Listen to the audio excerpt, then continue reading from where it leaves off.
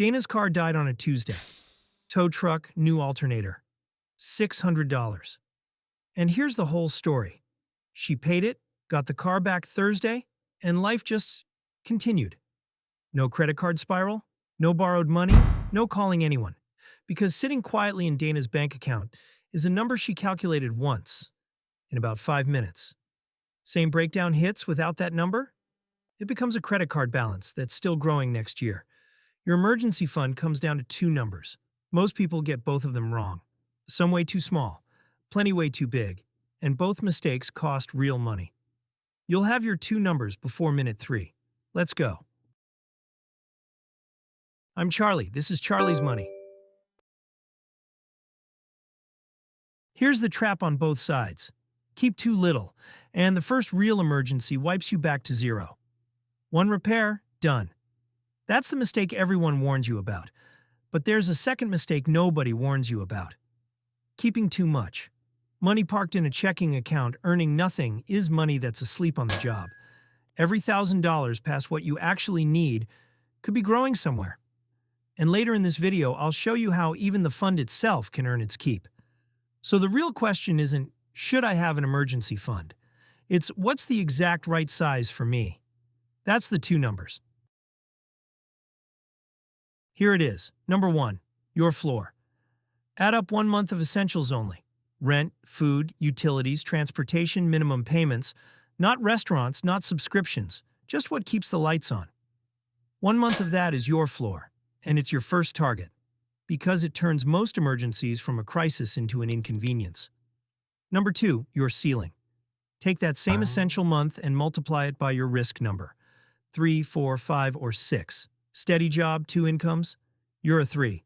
Every risk factor you add, 1 income, unpredictable pay, an older car or a house that can break, people who depend on you, moves you up to a cap of 6.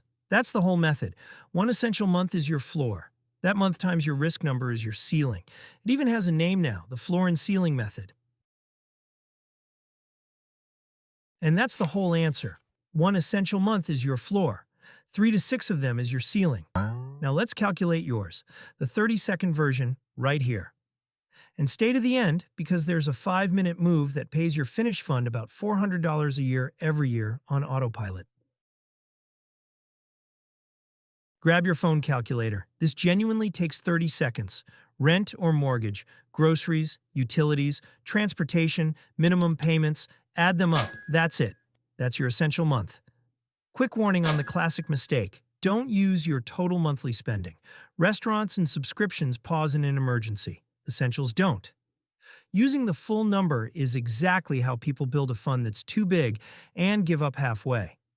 Dana's essentials, $1,400 rent, $500 food, $250 utilities, $400 car, $250 minimums, $2,800. That's her floor. Risk number. She's steady, but it's 1 income.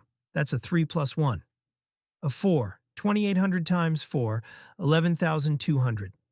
That's her ceiling. Floor first, ceiling eventually, and every dollar in between has a job. Now, watch how fast this actually goes, especially if you saw our last video.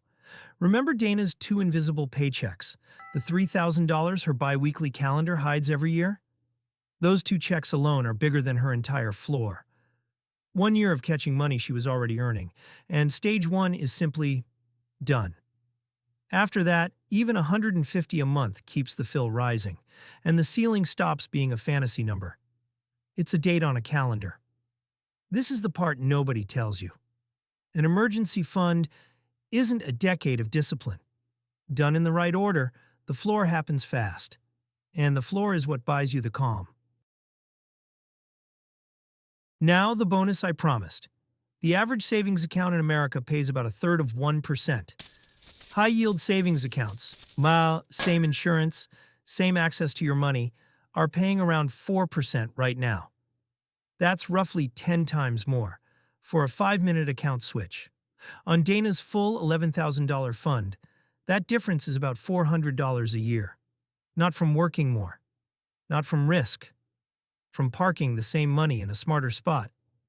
Your emergency fund shouldn't just protect you. It should pay you rent for living at your bank. So, one essential month, that's your floor, build it first. Multiply by your risk number, that's your ceiling, and make the fund earn its keep while it waits. Here's your homework, and it takes 10 seconds. What's your risk number? 3, 4, 5, or 6? Drop it in the comments. I'll be down there, and I'm genuinely curious where this audience lands. Next time.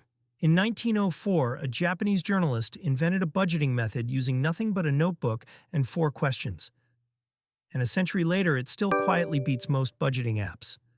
The story and the 4 questions next time on Charlie's Money. Subscribe so you don't miss it.